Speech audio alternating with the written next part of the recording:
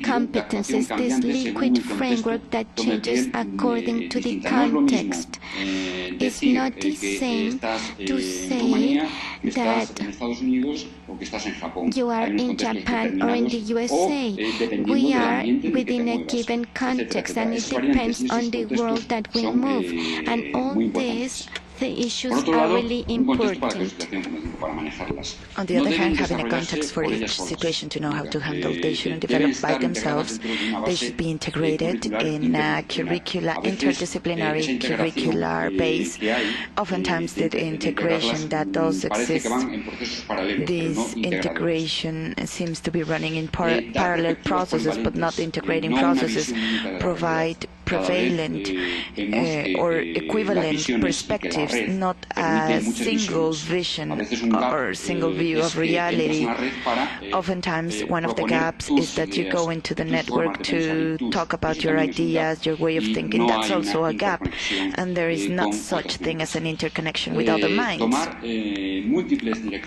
And taking different directions in terms of action vis-a-vis this multiple and polyvalent reality. And saying Versailles talks about the cycle of circular learning. I like that very much. In this case, getting involved in acting in order to bring about a reflection environment. And one of the most advanced concepts is the one that I'm showing on slide number 6.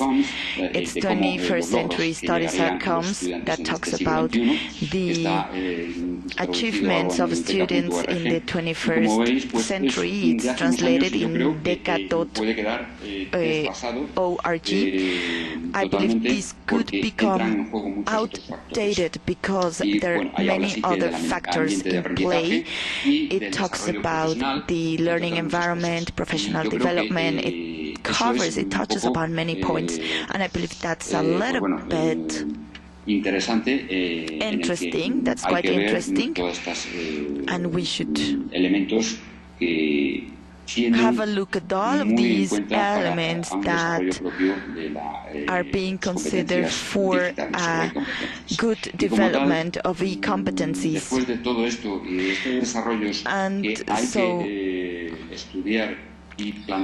there are different lines of study, different developments that will have to be studied and that have to be discussed globally, but will have to become locally productive so that the competencies can be truly developed, so that this is not just a global development and it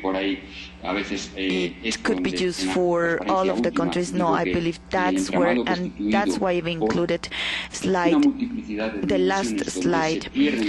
I talk about the fabric built up from various dimensions where the objectives and the desires get lost and get mixed together, and so that is something I believe that should be considered. So let's build up acting strategies for a liquid and complex world. That's what I say. And then I would like to make a reference to architecture. We have an educational architecture made up of different elements such as the curricula or the syllabuses that are old, that are outdated, and we are trying to integrate new elements. So we have one leg on one side, the other leg on the other side, and that's why oftentimes things don't work well in these structures. It's like a ritornello. Mr. Gibelek and Wotari talk about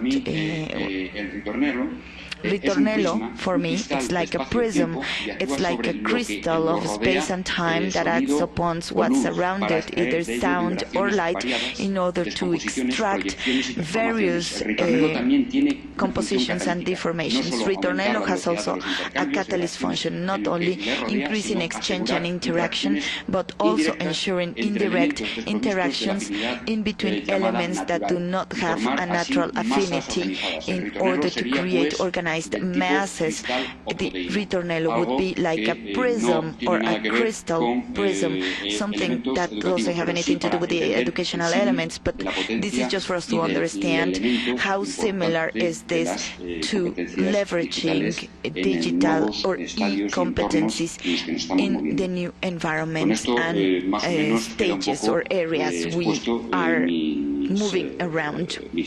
This is basically what I wanted to cover in my 7 slides. I hope I haven't taken too long, and I hope it hasn't been so boring. No, it was really short and interesting, and we would like to continue talking about it. But in the interest of time, we are not going to do it anymore. I would like to remind you that Fernando has also a lecture posted on the portal, lecture recording, and please write down your questions, and we are going to send them to Fernando. He's a very good friend, and he's in the process of reconstructing and rebuilding. Yes, I'm in standby. Yes, thank you very much, Fernando.